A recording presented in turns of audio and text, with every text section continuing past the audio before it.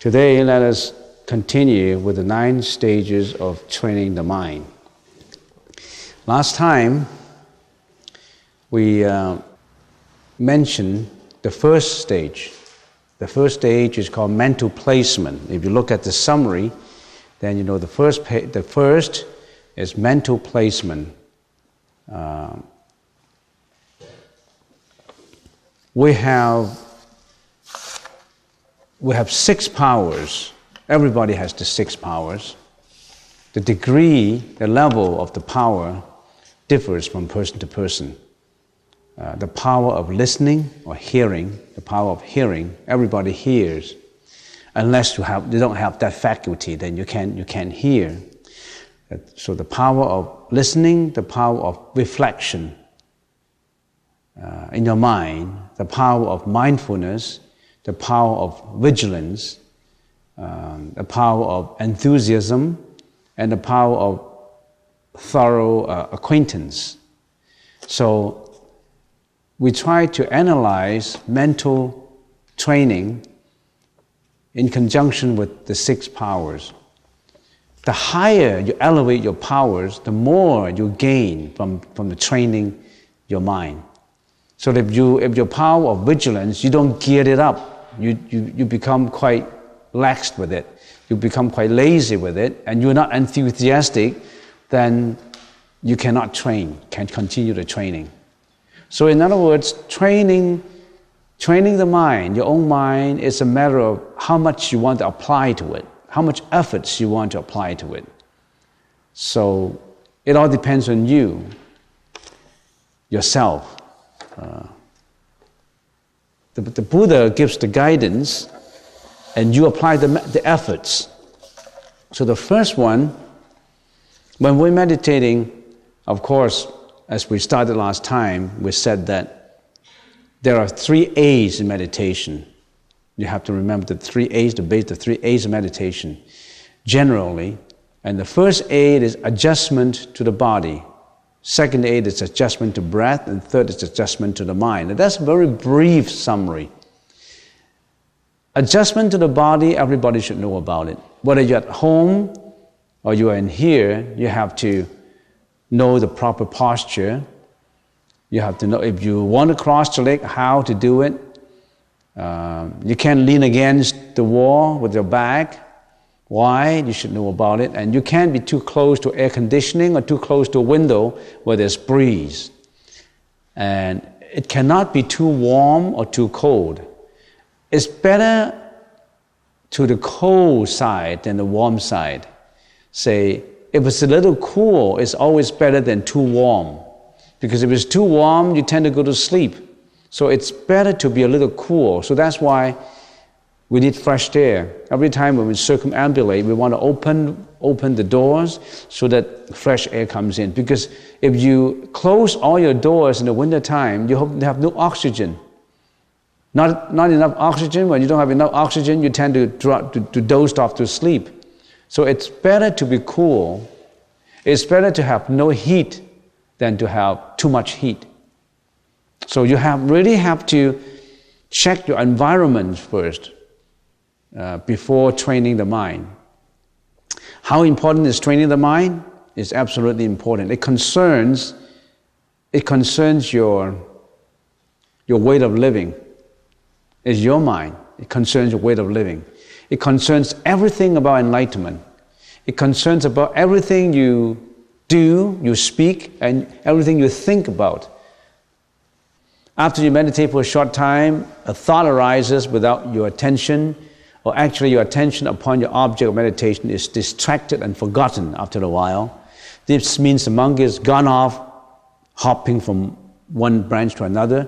Then you leash it back. Take back the monkey, which means that put your breath back to the nose tip again. So continuously you should do that. Not just one time, continuously keep it that way.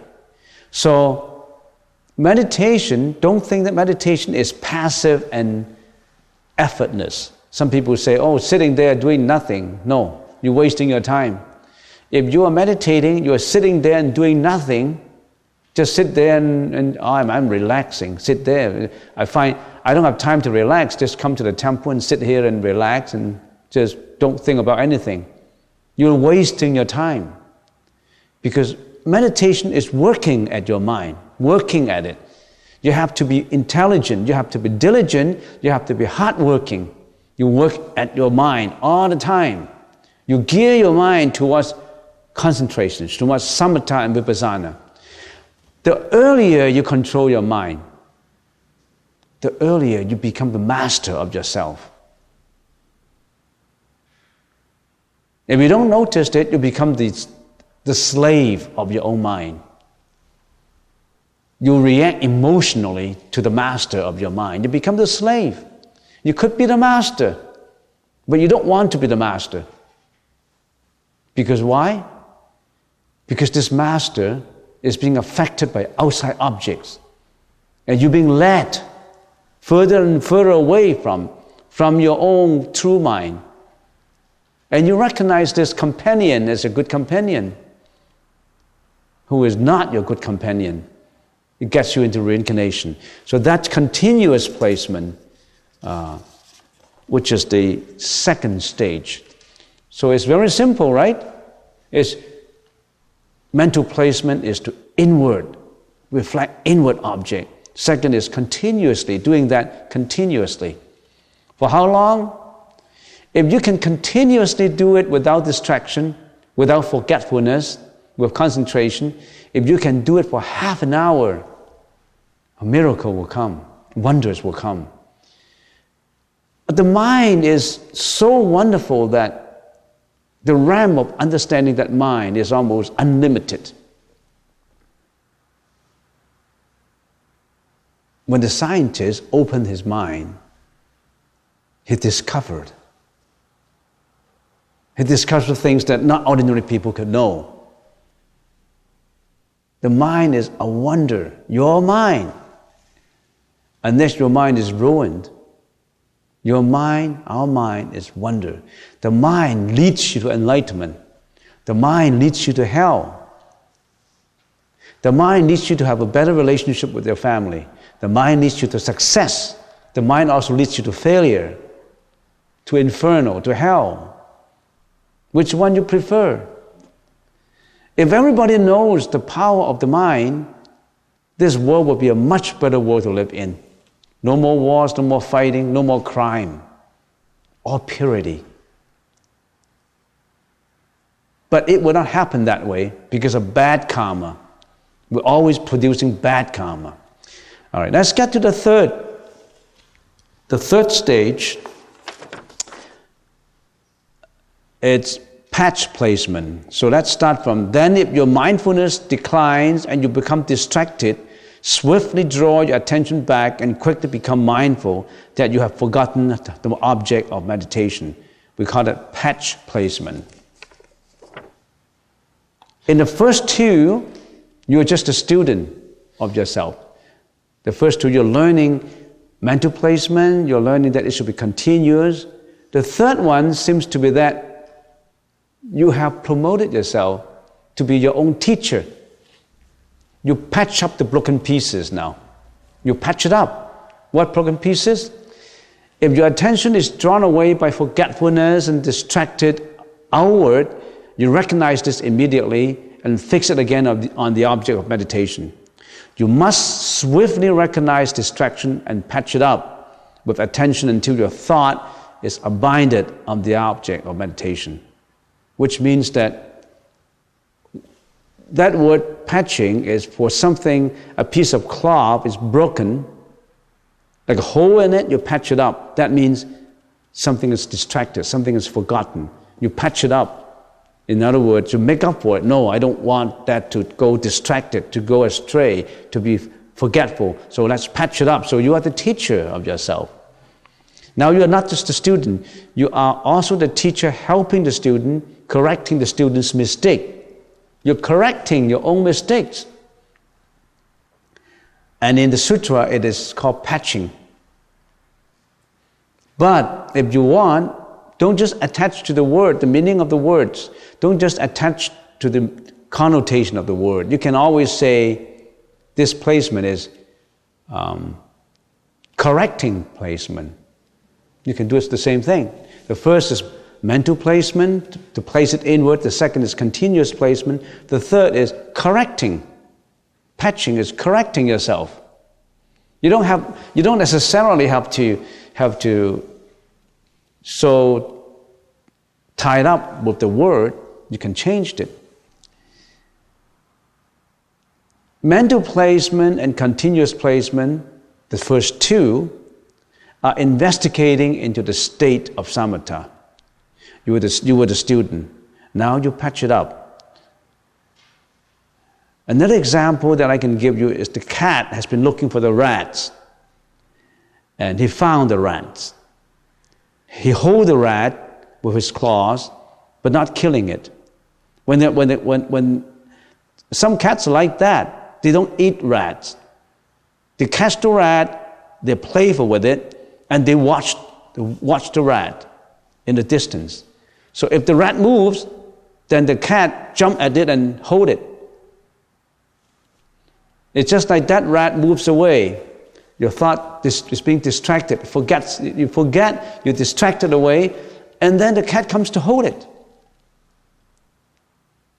That cat is very vigilant, So that's why you come to the fourth, the power of vigilance. You must have the power of vigilance in meditation.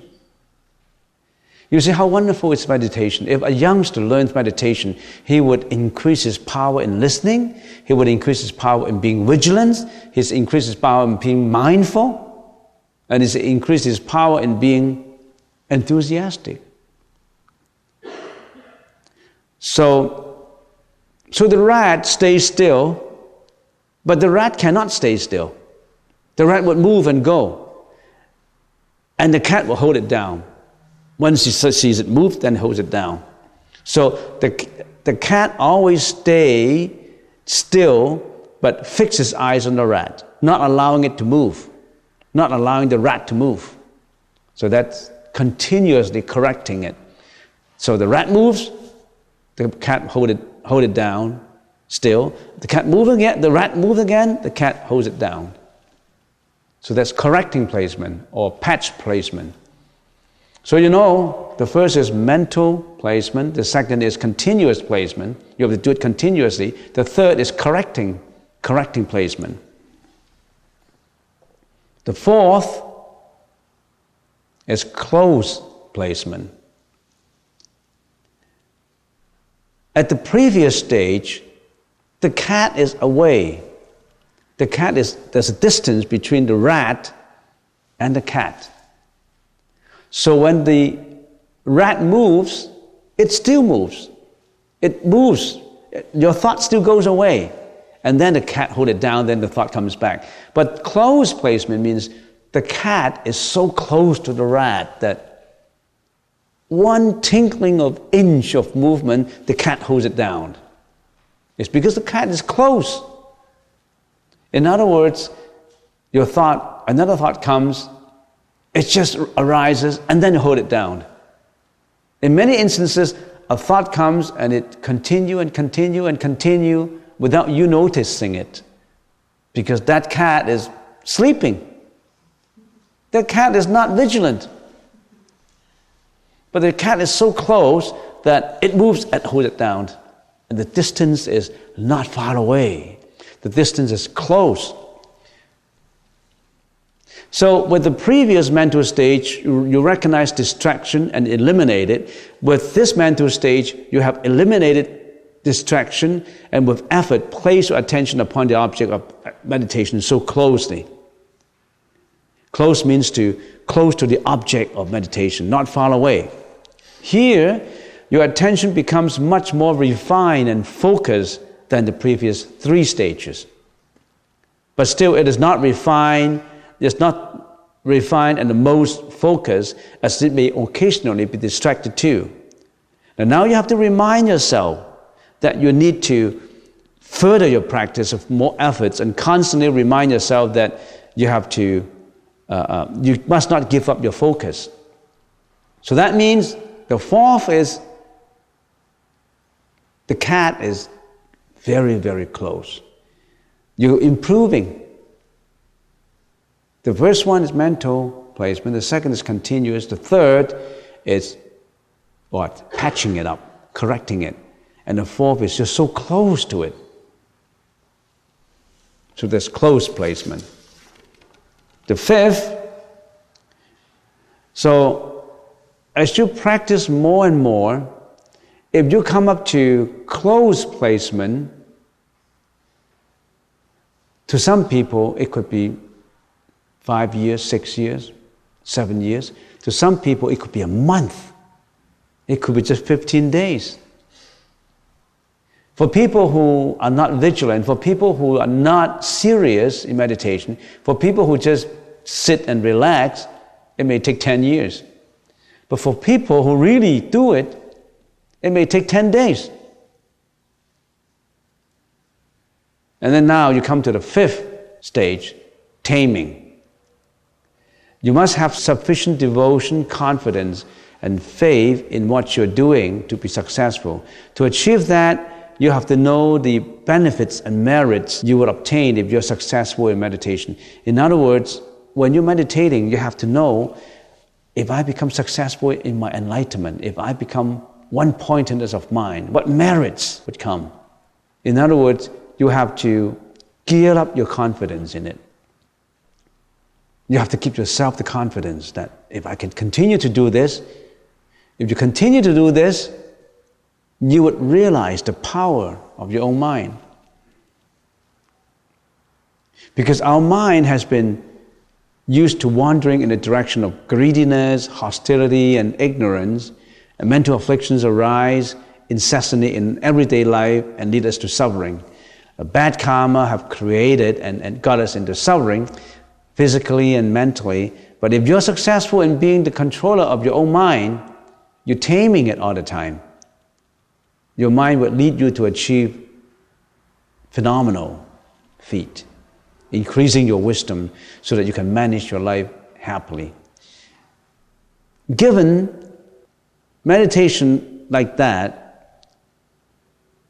mental placement, continuous placement, closed placement, and all that, and up to taming, it has to work in conjunction with morality. So in other words, you must know what is right and what is wrong. You stay away from killing, you stay away from sexual misconduct, you stay away from stealing. You are constantly refining your morality, the mirror of morality. You're constantly changing, improving yourself. A meditator would not be successful unless he knows the precepts, unless he elevates his morality standard. That's why there's three pillars in the Buddhist teaching: morality, samadhi, and wisdom. And morality applies to all.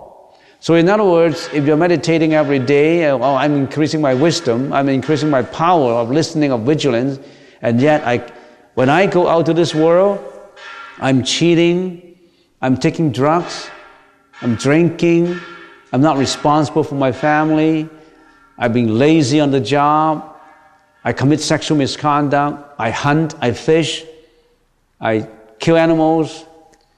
If you're doing all that, meditation won't help you.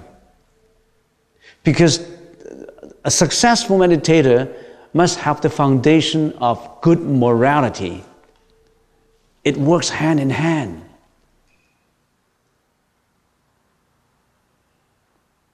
But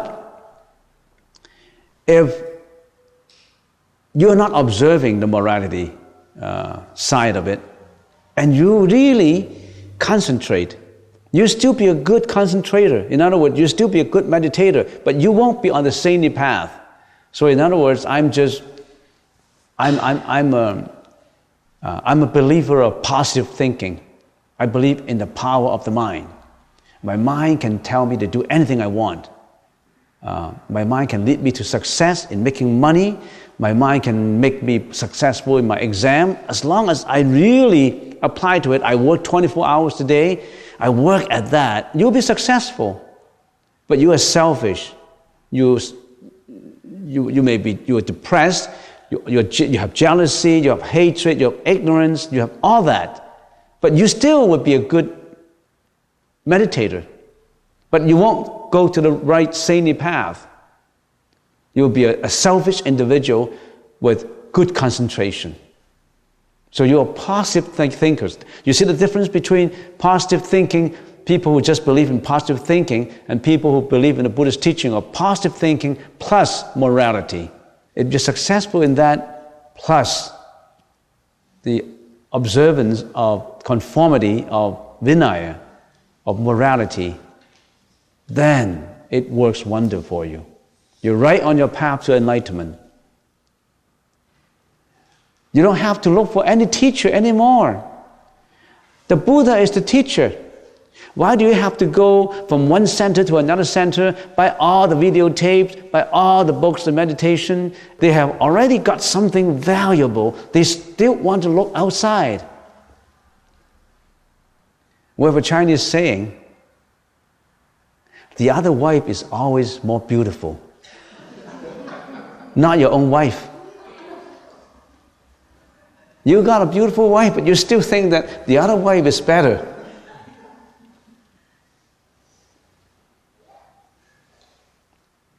You already got it.